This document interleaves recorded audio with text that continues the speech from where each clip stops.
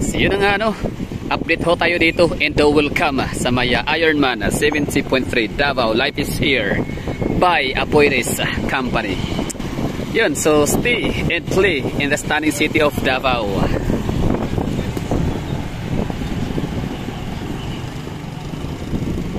So lahat dito yan ano, all is set na, nakahanda na, naka-ready na talaga.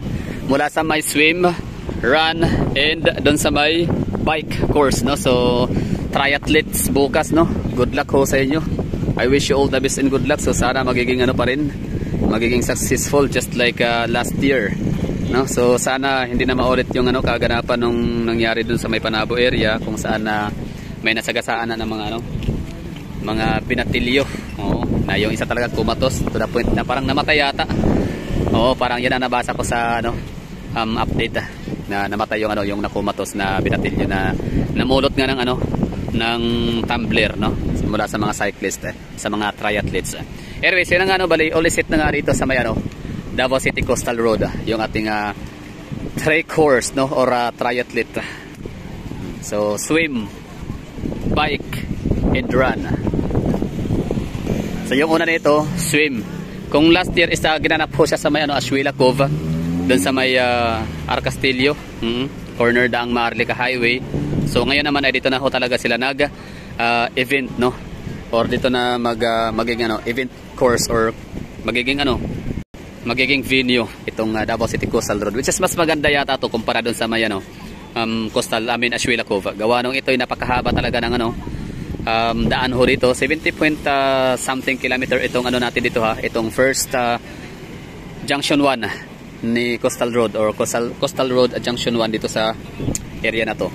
So ibig sabihin sapat na siya no, para i-cater yung 20 kilometer run, 20 kilometer run towards your perfect photo finish. Yan o. So ito yun, simula dito. Basta ulitin natin bukas. Dito yung ano, lalangoy sila dito sa gilid. Tinatan yung dagat. So kung challenging para sa mga triathletes, sa mga swimmer, yung area sa Ashuela Cove last year dahil nga sa sobrang lakas ng current pala noon. Although hindi naman talaga siya mahangin that time, pansin ko yun eh. Hindi siya mahangin, pero yung current pala nung ano, nung tubig is napakalakas. So nahihirapan ho sila talaga. So doon pa lang sa pinaka first course is ano na sila, struggle is real na talaga. Plus yung strong headwind pa talaga nung ano, nung papunta na sila ng Tagum City. You know, dinig yung ano, yung hangin, di ba? Lakas, no? Tapos yung napaka-wavy pa siya, maalo, no? So expected natin to bukas na yun na nga, sana maging ano, maging may hinahon ng dagat bukas, yung klima, yung hangin. Kasi nga kung nahihirapan nga sila doon sa may Ashuela Cove kung saan medyo blocking, no? Nabablock ng Island Garden City of Samal yung coastal area or yung dagat. So mabablock yung hangin, so hindi siya mag-create ng napaka strong na current. So dito pa kaya, no, what more na medyo ano na siya, open na siya kung tutusin, di ba? So ito yung 1.9 kilometer bukas na langoy nila bukas. So tingnan natin kung makapag-witness tayo bukas. So let us see, no. Pwede rin namang hindi. Manonood tayo sa ibang mga vlogger na mag-update dito bukas. Marami yan panigurado. Tapos yun, after dito sa swimming na 1.9 kilometer, ay doon naman sila takbo pamunta sa loob kung saan makikita naman yung bike course, kung saan naka-display yung mga bisikleta ko nila. Mamaya puntahan natin yan after dito sa area natin dito. Yun lang. Langoy lang sila dito. Asan na ba yung ano nila? Yung ikutan doon, no? Ito yung ikutan nila bukas. Langoy. So sana maging ano, no? Maging successful. Para pag once na maging successful kasi ano, event bukas, babalik yan sila for the third time around. So syempre, ano ba ibig sabihin ng kapag babalik ulit sa Davao? Dito mag-held ulit ng ano, ng Ironman 70.3. Syempre, pira ho yun, no? It means revenue. Syempre, fully book yung mga hotel, walang libreng accommodation yan. So doon pa lang, no, mga restaurants, diba, tsaka mga hotel. So malaki ang magiging ano niya, impact, madadagdag sa ating ano, GDP sa Davao. So sana maging okay, walang problema. Tapos after ng 1.9 kilometer na swimming course, doon naman ang ano, panghuli kasi ang run, which is yun naman talaga pinakahuli, no. Kung dati is swim course doon sa may seaside promenade area sa may Ashuela Cove, tapos bike naman sila papuntang Tagum City, tapos pagbalik ay takbo naman papuntang Fairlands. Ngayon ang magiging ruta nito is ano dito, coastal, langoy 1.9 kilometers, tapos swim, I mean yun na nga, langoy, swim, no, tapos run pangalawa, Ang run is 90 km. So tinanong ko sila yung mga nag-ano diyan, nag-prepare hanggang Santa Cruz, Davao del Sur, no, along MacArthur Highway. Tapos balik sila dito para makumpleto yung 90 km na bike course nila. And after nila mag-bike, yun na nga, panghuli, run for 21 kilometers. Papunta doon, ikot. Ang sabi is sabi ni itong mga PSCC ay hanggang sa may SM yung takbo. Tapos pabalik dito hanggang sa makumpleto nila yung 21 kilometer run course. So ngayon pasukin natin yung loob kung anong itsura ng yung sa may bisikleta area. Tapos syempre itutur ko na rin ho kayo sa loob ng may mga yata dyan, mga food park and festival ba, sa mga food park parang mga night market. May mga nakadisplay mga pagkain. Ito yung senaryo dito sa lugar, 'di ba? Ang ganda talaga ng coastal road sa Davao, no?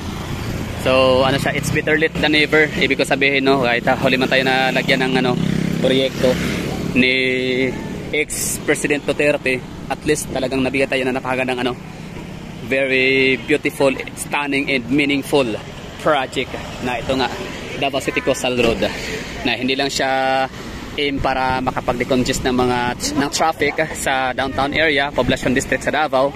Ay ito rin pwede na siya palang gawing event place para sa mga malalaking event or mga gaya nito, Ironman. Marami tayong mga nababasang mga sponsor yata to sa Ironman 2024, pati Qatar Airways, no, nakasulat doon, no. So ibig sabihin isa sila sa sponsor.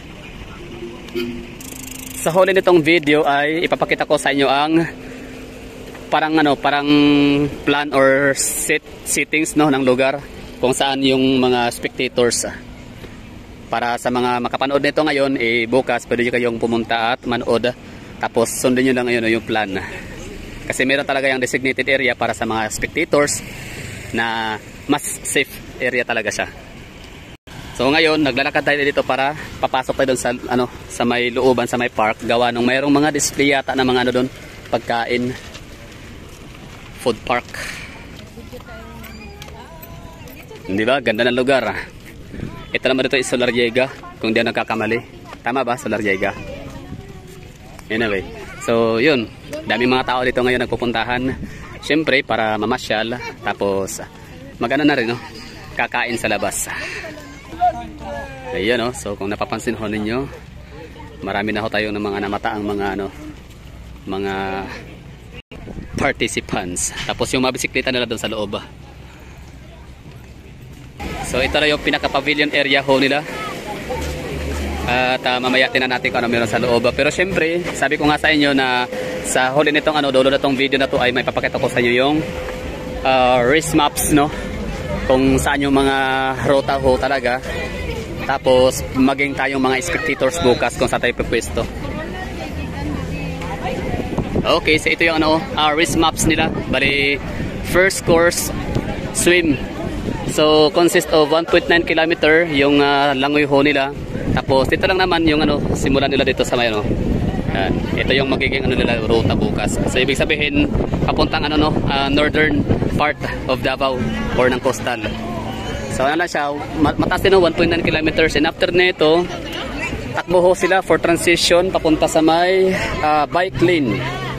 I mean bike transition. Asan na yung bike dito? Ito pa rin asan na yung bike dito na area? Asan na yung nakalagay doon sa labas? Paglabas kayo niyan, tapos takbo sila ng 90 kilometer. So 90 kilometer, ibig sabihin na abot sila ng Coronon. So Coronon is Santa Cruz sa may sea oil.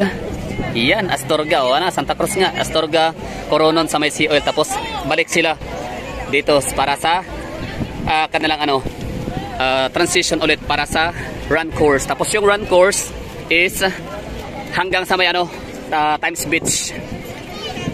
Ibig sabihin sa may Tulip Drive papuntang SM, di ba? Ulitin natin ha. So ito yung yung triathlon bukas. So shout out mga triathletes, no? Or sa mga may kamag-anakan dyan na mga triathletes na kasali ho rito. So ito ho yung magiging race maps ho nila kinabukasan. So magsisimula nga ho sila sa swim course na 1.9 kilometers. Yan, dito na din sila na area, 1.9 kilometers, tapos yan, langoy lang sila. Dito lang malapit. So medyo challenging to bukas. So pag ganito yung klima bukas, mahangin. So syempre, malakas yung current ho niyan, tsaka maalon. So good luck na lang talaga. I wish you all the best and good luck, no? So sana basta kaya nila yan. Syempre, di naman yan basta mag-join kung hindi talaga sila experienced or well trained. Tapos after ng 1.9 kilometers, ulitin go, balik naman sila for transition dito sa may bisikleta. Yan, dyan lang nakita natin kanina sa pinakaunang parte ng video. Tapos yun na nga, magbabike ho sila along MacArthur Highway, Toril, Lisada, Binugaw, hanggang sa pinakadulo ay ang Coronon, sa may Sea Oil, Coronon, Santa Cruz. Tapos balik ulit sila. Yan, Coronon. Balik ulit sila sa dito, sa may Talomo, sa may Coastal Road. Tapos transition ulit, no, para sa final course ho nila na run. So yung run ho nila is 21 kilometer. Tama ba? So 21 kilometer run mula rito. Yan, ito yun, yan. Tapos takbo ho sila dito hanggang sa may Tulip Drive. So ibig sabihin yan, it consists of 7 kilometers long ang junction 1 natin dito sa Coastal Road. So paano yun makumpleto? So tatlong balik. Tama ba? Anyway, 21.1 kilometer. Or kung hindi man ito yung kung hindi man ito yung sa Tulip Drive, baka hanggang doon sa may dulo sa may ayun na nga, hanggang sa nga yan siguro, sa may Tulip Drive. So that's all. Maraming thank you sa mga nanonood. So sana ay nakapagbigay ko ng konting update, konting kapaliwanagan. Ang hindi ko lang alam kung anong oras sila magsisimula with ng activities August 5. Okay, so ito na yung magiging pinaka nila August 11, so that's tomorrow, no? Sunday 2024. So starting time ho talaga nila sa preparation is alas 4 ng umaga hanggang alas 6, alas 4 ng umaga. Shuttle service for participants book through Sunrise Events official portals. Refer to shuttle jeepney schedules for details. So ibig sabihin 4 AM pa lang, no? So magsimula ng ihahatid ang mga triathletes ho natin dito sa area, sa coastal. Tapos magsimula yung course, swimming course, asan ho rito? 6 AM. Okay, so 4:30, di ba, alas 4 ng umaga, hatid na sila ng nila, mga coaster, no, mga service sa mga hotel ho nila. Pagka 4:30, so magsisimula na ho silang gear and helmet check-in, yun, no? So transition open na, no? Tapos by 6:20 AM, so magsisimula na yung ba yan? 70 minutes, no? 70 minutes mag-finish ho sila ng 1.9 kilometer swim based on a rolling start. Ano ba yan? Basta early as alas 4. So sa mga spectators kagaya ho natin, pwede na ho tayo itong pumunta early as 4 AM. Yan, tapos matapos ho sila hanggang sa alas 5 ng hapon, 2025 World Championship Fall Down Ceremony. So yun lang. Maraming thank you sa mga nanonood. Sana ay nagustuhan niyo yung ating pa-update ho dito sa Ironman 73.3 August 11, 2024.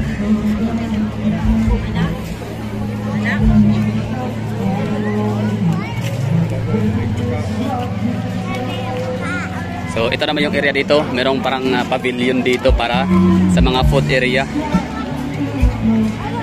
Maraming tao, tapos may mga nagpi-perform. Yan, Coastal Food Market ang tawag. Yan o, Coastal Food Market. So daming tao, no? Di mahalugang karayom. So bigo tayo makakuha ng idea, or makakuha ng information kung saan tayo mga spectators bukas manatili para mag-witness. Yun, dami natin nakikitang mga participants. Welcome participants. Tingnan natin kung meron dito. So, syempre mga souvenir items featuring Davao products. So, ano ba mga Davao products? So, syempre yung mga durian, mga kasuotan, mga tribal wares.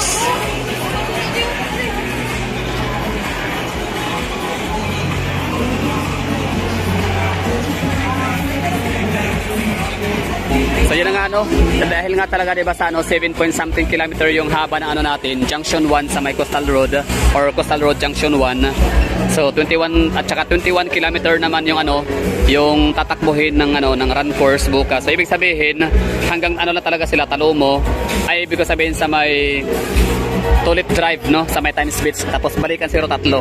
Tama ba 'yon? 1, 2, 3, 21. Or doon magsimula. I don't know. Okay.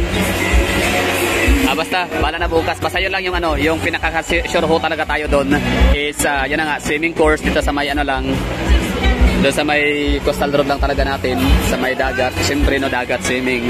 Ito yun, no. Tapos, yung bike course ho natin hanggang sa Coronon. Yeah, Coronon, sa may Santa Cruz, Davao del Sur, or Santa Cruz, Davao. Tapos yung sa run course is yun na nga, I assume na ito ay sa may Times Beach, sa may Tulip Drive. So yun lang siguro, maraming thank you. Okay na tayo dito, no? Tapos na tayo.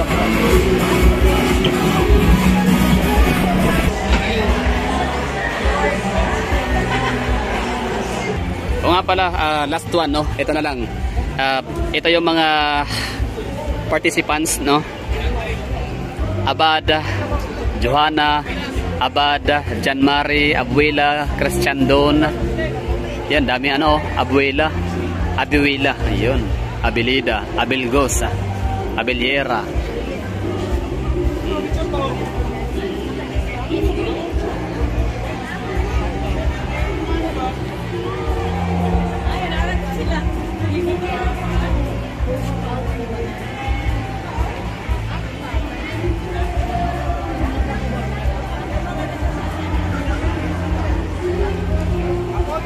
Ayun, no? So meron ba kayo nakita dyan pangalan ng inyong kamag-anakan? Let me know in the comment box kung meron man.